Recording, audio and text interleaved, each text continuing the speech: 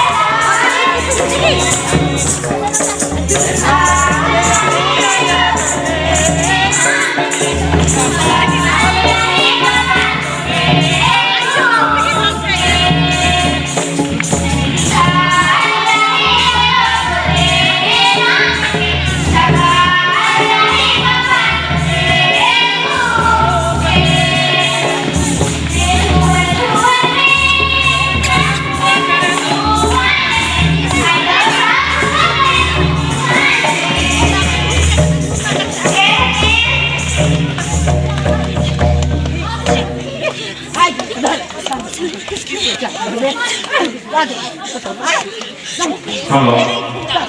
तो हम निकल परिक्रमा और प्रार्थना जो है आप हम निकल पहाड़ बाबा पूजा कर रहे हो तो रात में निकल बावन का गुआई में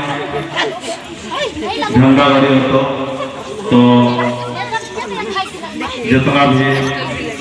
जो धर्म दिन में अगुवाई करते हैं आगे आ जाओ और हमें झंडा जो